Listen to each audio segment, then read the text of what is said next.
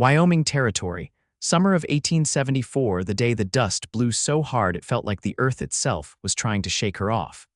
Georgia Bell stood barefoot in the dirt yard of Harrow Ranch, wrists raw from leather ties and heart numb from too many years of owing everything and owning nothing. The wind howled across the open plain, flinging grit through the slats of the barn and past the crooked porch where her father, Silas Bell, sat hunched in a chair, coughing dark into a rag. He had once been a proud man, a gambler with slick hair and a silver tongue, but he'd bet his land, his dignity, and finally, his only child until Georgia became the only thing left to trade. "Get the horses watered," Silas rasped, not even looking at her, "and scrub the trough after. The cattle will be in by dusk." Georgia nodded, quiet, saying nothing had become second nature. Words had never bought her freedom, not when she was 14, and her father first signed her labor away for a debt he could not pay. And not now, 6 years later, when her hands were calloused enough to pass for a ranch hand's, and her soul felt like dried hide stretched too thin. She was not free. She was what her father had sold her to be, a debt servant to the Harrow family, the only thing keeping her father from being tossed into the sagebrush to die. And she could not leave. Not until the full debt, $700, was settled, a fortune they would never see. The only things that ever changed on Harrow Ranch were the faces of the cowboys who drifted through, staying long enough to earn a wage, then riding on. She did not look at them, did not speak unless spoken to. She was not for them. But the man who rode in that afternoon, dust trailing behind his black gelding, was not like the others. He swung down from the saddle with the ease of someone who had been born in the saddle, tall and broad-shouldered, a rifle slung across his back, his hat shadowing a face she could not quite read. He walked with purpose, boot heels thudding on the porch as he approached Mr. Harrow. "I am here for the foreman job," the cowboy said, voice even, calm. "Name's Zeke Rourke." Georgia paused by the trough, bucket in hand, and looked up. Zeke Rourke. She had never heard the name, but something about the way he stood, the way his eyes scanned the ranch like he already understood its brokenness, made something shift in her chest. "You ever run a herd?" Harrow asked, squinting at him. "I have." "You ever shoot a man?" Zeke's gaze didn't flinch. "Only when they needed it." That must have been enough, because Harrow nodded and pointed toward the bunkhouse. "You start tomorrow, sunrise." Zeke tipped his hat. "Yes, sir." Georgia looked away fast, but not fast enough he caught her eyes as he passed the trough. His were gray-blue, like snowmelt under a storm, and they lingered on her face for half a second longer than they should have. She turned back to the bucket, heart kicking against her ribs. He did not speak to her, not then. But in the days that followed, she felt his presence like a shadow that did not threaten. Zeke worked harder than any man on the ranch, took no part in the drinking or dice games, and never spoke where silence would do. He fixed the broken corral gate without being asked. He mended a lame colt's hoof with quiet care, and he watched her, not in the way some men did. Zeke Rourke watched like he was trying to understand something. She was wary at first. She had to be. Every man who took interest in her came with a price, but Zeke never asked her for anything. He only offered things. "Your shoulder is bleeding," he said one evening after she pulled a splintered fence post out of the ground with bare hands. "Let me wrap it." "I can do it," she said, stepping back. He nodded. "All right." Then he handed her a clean strip of cloth anyway and walked on. Days passed, then a week, then another, and she began to wait for the sound of his boots near the barn. She began to feel the ache of missing him when he rode out at dawn with the herd. She began to laugh quietly, but truly, when he told her how one of the calves tried to bite his boot. He never asked what bound her there, but one night, under a sky full of stars, she told him anyway. "My father owes Harrow $700, she said, voice low. "He signed it over on my labor, said it was either that or jail. I have been working it off for 6 years. There is no interest. But there is no end either." Zeke sat beside her on the fence, elbows on his knees. "That is not right." "I know." He was silent a long moment. "Do you want to leave?" She looked at him, eyes burning. "More than anything." He nodded once, then stood. The next morning, Zeke was gone. Her chest ached all day. She thought maybe she had been foolish to trust a stranger. Maybe she had told him too much. Maybe he had never cared at all. But when the sun began to dip and the wind turned gold with dust, Zeke rode back in.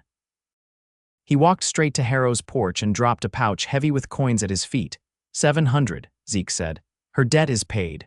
Georgia stood frozen, breath caught in her throat. Harrow looked from the pouch to Zeke. You are buying her? No, Zeke said. His voice was steady but sharp. I am setting her free, Harrow grunted. That is not how this works. It is now. Georgia stepped forward, heart pounding. Why would you do this? Zeke looked at her then, fully openly. Because you are not a thing to be owned. And because I want to ask for your hand, not buy it. She stared at him, tears springing unbidden. You are free now, Georgia, he said quietly. You can go anywhere you want. I just hope you want to come with me. She walked to him, hands trembling, then she nodded. And he smiled like the sun had finally come up. Georgia didn't sleep that night. Even after the ranch house quieted and the moon slid high over the prairie, she lay awake on the cot in the loft, staring at the rough-hewn rafters, her wrists crossed over her chest where the leather ties used to bite. She could still feel them sometimes, ghost-tight, though they were gone now. She'd spent so long not imagining anything beyond Harrow Ranch, it felt wrong to try now. Like a dream she wasn't allowed to keep. Near dawn, she rose and dressed in the same worn blouse and skirt she'd mended half a dozen times. She stepped outside barefoot, the dry earth cool against her soles. The air smelled of dew and horse sweat, and the sky was pale at the edges. Zeke was already saddling up by the stable. He moved slow, like he didn't want to startle anything, not even her. You didn't leave, she said quietly. He looked over, fingers pausing at the cinch strap. Didn't plan to. She walked to him, dust rising soft around her ankles. You're not just passing through. No, she studied him in the half-light. Then where were you heading before you came here? Zeke ran a hand down the gelding's neck, thoughtful. Nowhere in particular. I'd been working cattle south of Casper. When that wrapped up, I figured I'd keep north. Maybe land somewhere where the ground's good and the winters don't bite so hard. That place exists, he gave a quiet laugh. Might not, but I'd settle for a patch of land I could call mine, a house with a roof that don't leak. A place where a man can sit still without looking over his shoulder, she nodded. Sounds like something worth building. I think so. They stood like that a moment, the sky growing bluer around them. Then Georgia said, I need to go back inside. Pack what little I've got. Zeke's jaw shifted just slightly. You don't need to rush, I'll wait. She shook her head. If I don't walk off that land now, I never will.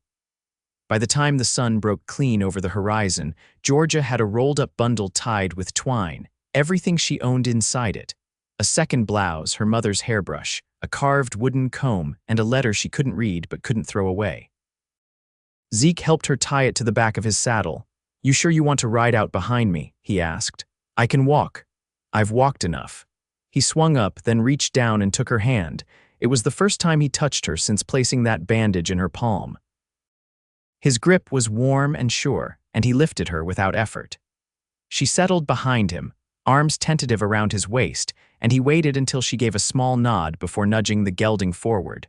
The ranch disappeared behind them slow, swallowed by the rolling hills and the rising sun.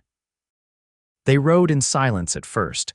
Then, as the land opened up and the fence posts thinned, she asked, Why me? Zeke didn't answer right away. His eyes stayed on the long road ahead.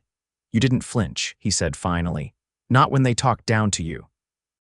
Not when they gave orders like you were some mule. You didn't bow your head, not really, I saw it. You held yourself like someone who remembered she was more than what they called her. Georgia's voice came softer than she meant. I didn't feel like much of anything. Maybe not, he said. But I did. They passed a stream mid-morning, the horse dipping its head to drink. Georgia climbed down and knelt to splash her face, the cold water clearing the dust from her skin. Zeke crouched nearby, watching the sky. There's a town about 5 miles west, he said. Small place. General store, blacksmith, a room I've rented before. We can stop there. Rest, figure out what comes next, she nodded. All right. As they reached the edge of the cottonwoods and the first signs of the town appeared a smoke trail from a chimney, a cluster of fence lines, Georgia said. I never had my own name, not really. Always been just the girl to most folks. Zeke glanced back at her. What name do you want? She blinked at him. He asked again, quieter this time. What name do you want to be called? She looked out over the land. For the first time, it didn't feel like a prison. I want to keep Georgia, she said, but I want to make it mine. Zeke nodded once. Then that's what you'll do. They rode into the edge of town just as the noon bell rang from the chapel. A few folks turned to look, but no one asked questions. Zeke dismounted and helped her down without a word. He led her into the general store, and she stepped inside, blinking against the dim.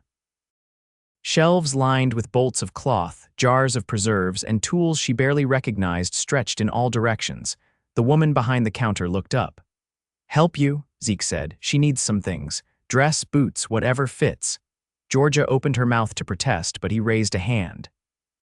"You're not wearing someone else's cast-offs anymore," he said.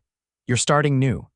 She hesitated, then stepped forward, fingers brushing a stack of linen. She didn't know what came next, but she knew it would be hers. The rented room above the smithy smelled of beeswax and old pine. Georgia stood barefoot on the wide, planked floor, arms at her sides, while the seamstress pinned fabric at her waist and muttered about how thin she was. The dress was a pale green, cotton with a calico trim, and didn't pull or scratch anywhere. That alone felt like a miracle.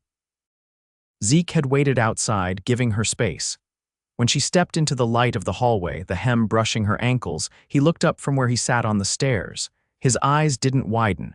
He didn't grin. He only stood and met her gaze, steady, quiet. "You look right in that," he said. She tucked a curl behind her ear. "Feels like wearing someone else's skin. It won't for long." They walked together down the main road, the sun high enough now to throw sharp lines across the dusty clapboard buildings. The town was called Larkspur Ridge, a place Zeke had passed through once before on a cattle run. It had enough to get by. A store, a smith, a dry well at the edge of the square, and a preacher whose chapel doubled as a schoolhouse when the circuit teacher came through. They didn't speak as they walked.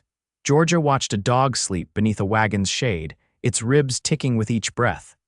A boy no older than 8 sat on the church steps, carving patterns into a piece of bark with a nail.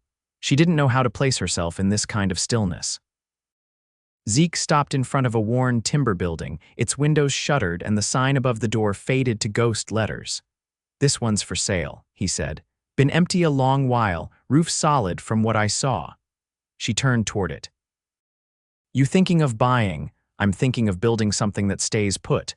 She took a step closer, peered through the dusty glass. "You don't even know if I'll stay." "I don't," he said, "but I'm hoping." Inside, the floor creaked under their boots. The air was cool, the corners holding shadows. There was a hearth, a loft, and one long table left behind, its legs scorched at the bottom from some old fire. Georgia ran her hand along the edge. "I used to imagine a place like this," she said. "Not big. Just mine." Zeke leaned against the doorframe. "Don't have to imagine anymore," she turned to him. "I don't know how to do this." "Neither do I." He didn't move closer, just waited. She stepped toward him, slow. "I've never had a choice before," she said. "Every piece of my life was decided by someone else." "You've got one now." She nodded, eyes never leaving his. "Then I choose this." The silence that followed wasn't heavy. It settled around them like warm air rising off the floorboards. He reached for her hand, no rush, no demand, and she let him take it, fingers curling into his. The skin beneath his thumb was calloused, but the way he held her was gentle. That night, they stayed in the little room above the smithy. She folded her new dress with care and set it beside the bed. Zeke built a small fire in the grate, though the air didn't need it, and they sat on the floor with their backs to the wall, knees drawn up. "Where's your people?" she asked. He poked at the fire with a piece of kindling.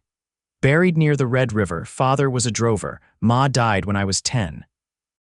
After that, I drifted." She looked at the flames. "You never thought to marry. I never found a woman who looked me in the eye like you did." Her voice dropped. "I didn't mean to." "I'm glad you did." Outside, the wind picked up, brushing against the eaves. Georgia leaned her head against his shoulder, slow and unsure at first. He didn't move, just let her rest there, steady as the earth. "I've never shared a roof with someone by choice," she whispered. "I've never had a reason to stay." They sat like that until the fire burned low. In the morning, the town woke with the clatter of wagons and the call of roosters behind fences. Georgia tied her hair back with a strip of muslin and helped the seamstress sweep the store in exchange for thread and buttons. Zeke spent the day hauling lumber from a mill 3 miles out, returning with a borrowed cart and an ache in his shoulders. By week's end, the deed to the old house was signed and the first board of the porch was replaced. Georgia stood beside him at dusk, watching the nails go in. "You think this'll hold?" she asked. "Only one way to find out." She handed him another plank, her grip steady. They didn't speak of love, they didn't need to. Zeke lifted the last of the hearthstones into place with a grunt, sweat trailing down his neck as the day turned to gold. Georgia knelt beside the fresh mortar, pressing in the final wedge of brick with careful fingers, her nails lined with dust. The house was taking shape faster than either of them expected, walls squared, floor leveled, chimney drawn up like a spine into the sky. She sat back on her heels. "I never thought I'd get to build something that stayed upright." Zeke rubbed his wrist with the edge of his shirt. "You've got a good eye for the line of things. That chimney won't lean an inch. I used to watch the masons work when they came to Harrow." Hid behind the feed barrels and studied how they stacked the stones. His brow lifted slightly. "You hide often. Only when I wanted to learn something no one thought I should." He took a slow sip from the water tin, then passed it to her. She drank, the metal cool against her cracked lips. The work was hard, but every ache in her body felt like proof she belonged here. That evening, Georgia stopped by the chapel to speak with the woman who taught letters when the circuit allowed. Afterward, she sat on the church steps with a slate and a bit of chalk, tracing out the alphabet with slow, careful strokes. Her fingers cramped from the unfamiliar grip, but she didn't stop. Zeke found her there when the sun dipped low, a roll of roof tar under one arm. "You been at that long?" he asked. "Long enough to remember how much I don't know." He lowered himself beside her, setting the tar aside. "Don't need to know everything in one sitting." "I want to write my own name before winter," he nodded once.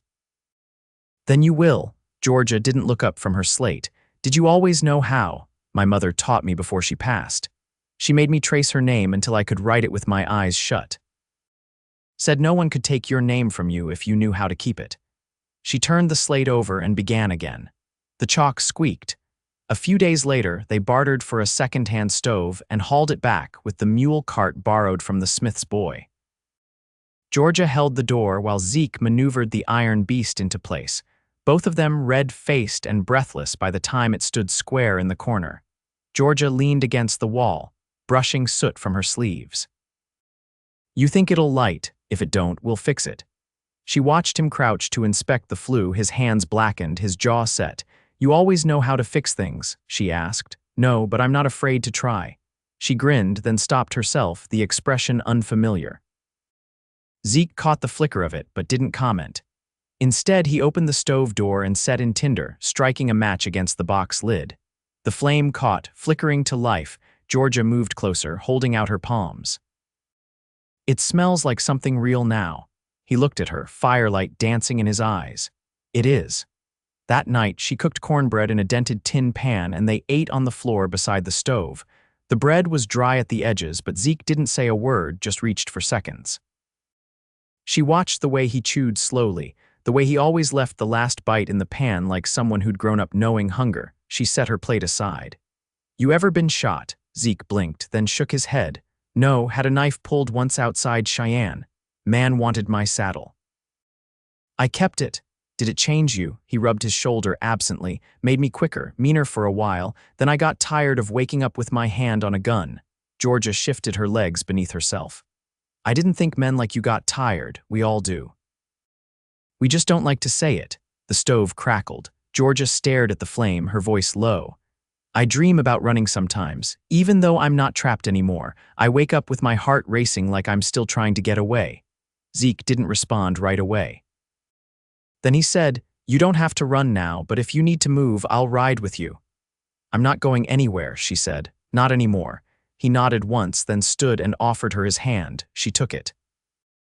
They didn't speak as they washed the dishes in a tin basin, or as they closed up the windows against the night wind. When she lay down on the narrow mattress they'd bartered from the tanner's widow, Zeke sat beside the cot, pulling off his boots. She watched him in the half-dark. "Do you want to share the bed?" she asked quietly. "You don't have to." Zeke looked at her for a long moment. "Not unless you want me to." Georgia reached out, her palm brushing his wrist. "I do." He lay beside her, careful with the space between them. She turned toward him, her face close to his chest, the steady beat of his heart grounding her like a root. Neither of them mentioned love, but in the hush between their breaths it took shape all the same. The first frost came early that year. By the time the last of the porch boards were nailed down, the wind had turned bitter and the grass brittle underfoot.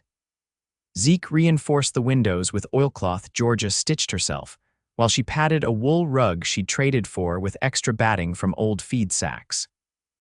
Inside, the house felt whole, not finished but whole, and theirs. One morning, after the sun had broken through a week of low cloud, Georgia stood outside with her face tilted toward the light.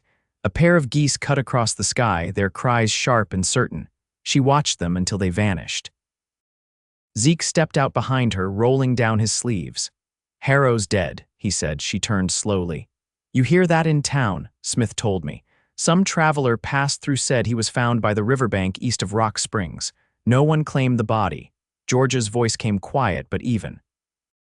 "He never was one for staying put." Zeke didn't speak. He just crossed to her and stood at her side, his presence quiet, unshifting. "I don't feel anything," she said after a long moment. "Not grief, not relief either, just done." "That's all right," he said. "You don't owe him anything." She nodded, eyes following the movement of wind over the ridge. "I used to think the past would always pull at my heels." Zeke looked at her, his jaw softening. "It only holds if you keep turning back." They spent that day laying stones around the base of the house, Georgia placing each one with a kind of care that steadied her hands. When her fingers split from the cold, Zeke wrapped them in cloth without a word and fetched water for her to soak them in by the fire. That night he asked, "You ever think about what comes after all this?" She looked across the room where the stove glowed dim and steady. "I think about planting. About how the soil out back looks dark enough to grow something good." He gave a thoughtful nod. "I was thinking of livestock, maybe a few pigs, couple head of cattle if we can manage the fencing." Georgia leaned back, her chair tipping slightly on its back legs. "You want to build a herd. I want to build a life, one that doesn't blow over with the first hard wind." She smiled, a slow, grounded thing. "I'd like that." As the days shortened, they settled into a rhythm. Georgia took in mending for coin and taught herself to read cookery receipts from a borrowed booklet. Zeke traded labor for lumber and helped raise a barn for the preacher's brother. When he returned each evening, his coat stiff with sawdust, she met him at the door with a basin of warm water and a dry towel.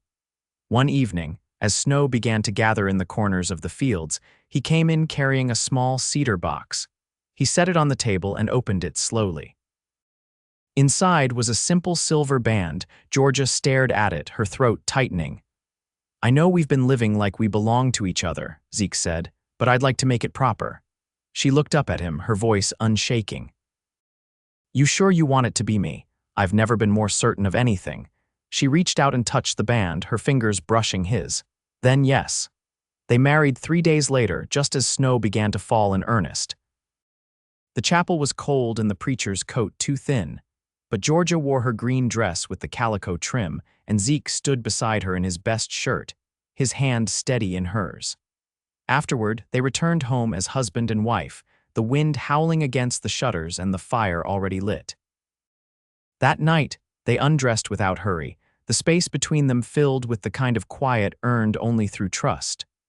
Georgia traced the scar on Zeke's left shoulder, and he kissed the hollow behind her ear like it was the only place he'd ever known peace.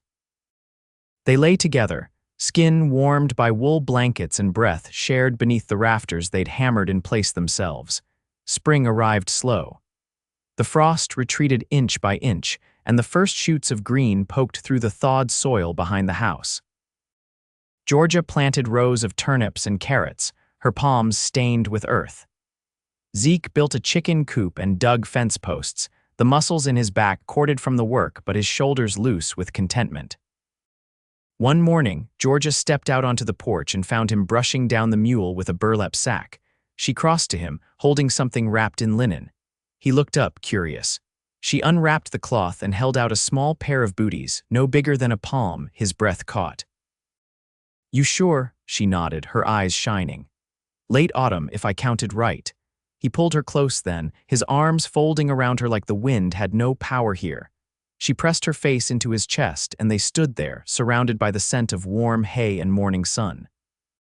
The days that followed were full, not always easy but full. She quilted while he carved a cradle. He read aloud from the borrowed book of letters while she practiced her stitching.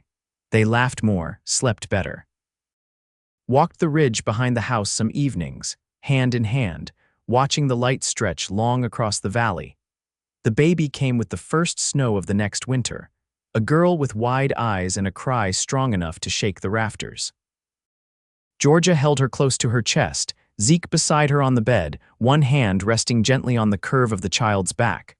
"What'll we call her?" he asked. Georgia looked down at the tiny face, her lips brushing the baby's brow. "Ruth," she said. "For my mother," Zeke nodded, his voice thick with feeling. "Ruth Rourke." They raised her in that house they built together, with warm bread and clean sheets and two hands always ready to carry her. Georgia never looked back. Zeke never drifted again. And every night, long after the lamps were blown out, they lay together beneath the same roof, the fire still warm in the hearth, the quiet between them full of everything they'd made with their own two hands.